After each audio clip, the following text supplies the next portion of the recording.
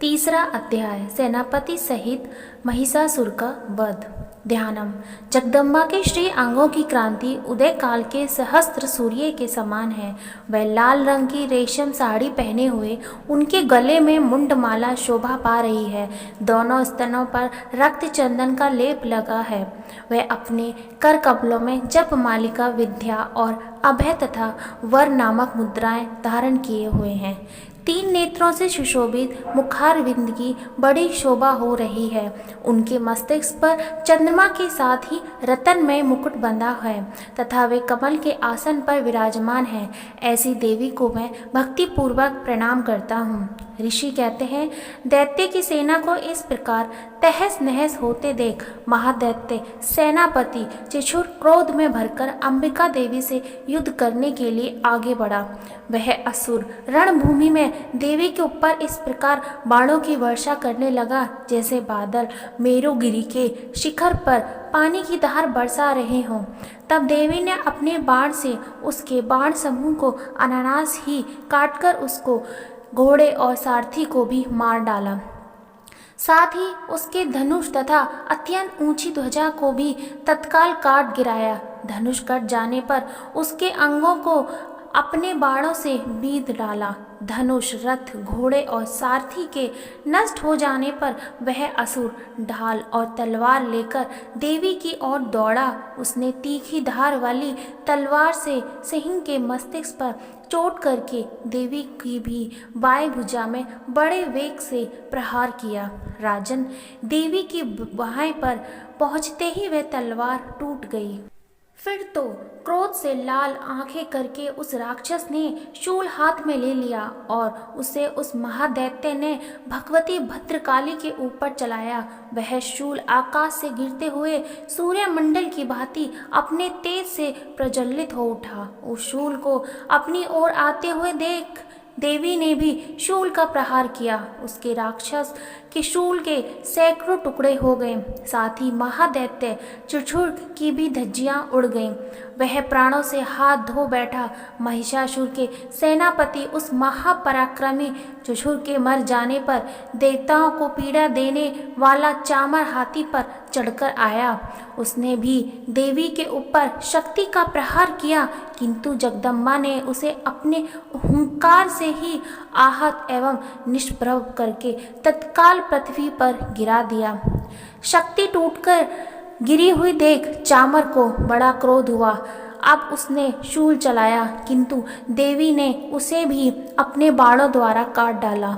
इतने में ही देवी का सिंह उछलकर हाथी के मस्तक पर चढ़ गया और उस दैत्य के साथ खूब जोर लगाकर बाहु युद्ध करने लगा। वे दोनों लड़ते लड़ते हाथी से पृथ्वी पर आ गए और अत्यंत क्रोध में भरकर एक दूसरे पर बड़े भयंकर प्रहार करते हुए लड़ने लगे।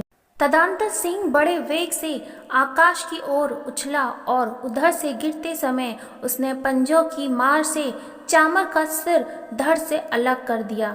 इसी प्रकार उद्रक भी शिला और वृक्ष हाथ की मार खाकर रणभूमि में देवी के हाथ से मारा गया तथा कराल भी दांतों, मुक्कों और थप्पड़ों की चोट से धराशायी हो गया। क्रोध में भरी हुई देवी ने गदा की चोट से उद्धत का कचूमर निकाल डाला। भिंदपाल से वाशकल को तथा बाणों से त्रम और अंधक को मौत के घाट उतार दिया। तीन नेत्रों वाली परमेश्वरी ने त्रिशूल से उग्यास, उग्रवीर तथा महाहनु नामक दैत्य को मार डाला। तलवार की चोट से विडाल के मस्तिष्क को धड़ से काट गिराया। दुर्धुर और दुमुख इन दोनों को भी अपने बाणों से यमलोक भेज दिया। इस प्रकार अपनी सेना का संहार होते देख महिषासुर ने भैंसे का रूप धारण करके देवी के गणों को त्रास देना आरंभ किया। किन्हीं को थूतन से मारकर किन्हीं के ऊपर खुरों का प्रहार करके किन्हीं किन्हीं को पूंछ से चोट पहुंचाकर, कुछ को सींगों से विदीर्ण करके, कुछ गणों को वेग से, किन्हीं को सिंहनाद से, कुछ को चक्कर देकर और कितनों को निश्वास वायु के झोंके से धराशाही कर दिया। इस प्रकार गणों की सेना को गिराकर वह असुर महादेवी के सिंह को मारने के लिए झपटा। इससे जगदम्बा को बड़ा क्रोध आया। उधर महापराक्रमी महिषासुर भी क्रोध में भरकर धरती को खुरों से खोदने लगा तथा अपने सींगों से ऊंचे ऊंचे पर्वतों को उठाकर फेंकने और गर्जने लगा।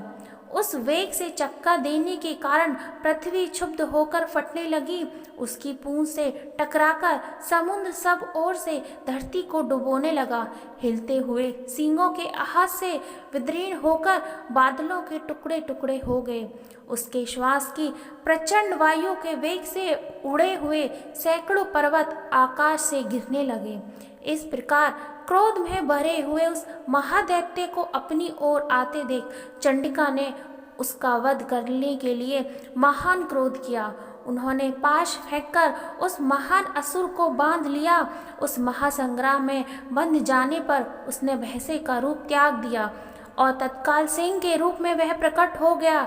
उस अवस्था में जगदम्बा ज्यों ही उसका मस्तक काटने के लिए उद्यत हुई तो ही वह खड्गधारी पुरुष के रूप में दिखाई देने लगा। तब देवी ने तुरंत ही बाणों की वर्षा करके ढाल और तलवार के साथ उस पुरुष को भी बींध डाला। इतने में ही वह महाहनु गजराज के रूप में परिणित हो गया तथा अपने सूंड से देवी के विशाल सिंह को खींचने और गर्जने लगा। खींचते समय देवी ने तलवार से उसकी सूंड काट डाली। तब उस महादैत्य ने पुनः भैंसे का शरीर धारण कर लिया और पहले के ही भांति चराचर प्राणियों सहित तीनों लोकों को व्याकुल करने लगा। तब क्रोध में भरी हुई जगन माता चंडिका बारंबार उत्तम मधु का पान करने और लाल आंखें करके हंसने लगी। उधर वह बल और पराक्रम के मद से उन्मत्त हुआ राक्षस गरजने लगा और अपने सींगों से चंडी के ऊपर पर्वतों को फेंकने लगा। उस समय देवी अपने बाणों के समूह से उसके फेंके हुए पर्वतों को चूर्ण करती हुई बोली। बोलते समय उनका मुख मधु के मद से लाल हो रहा था और बाणी लड़खड़ा रही थी। ओ मूढ़, मैं जब तक मधु पीती हूँ तब तक तू क्षण भर के लिए खूब गर्ज ले। मेरे हाथ से यही तेरी मृत्यु हो जाने पर अब शीघ्र ही देवता भी गर्जना करेंगे। ऋषि कहते हैं, यह कहकर देवी उछली और उस महादैत्य के ऊपर चढ़ गईं। फिर अपने पैर से उसे दबाकर उन्होंने शूल से उसके कंठ में आहत किया। उनके पैर से दबा होने पर भी महिषासुर अपने मुख से दूसरे रूप में बाहर होने लगा।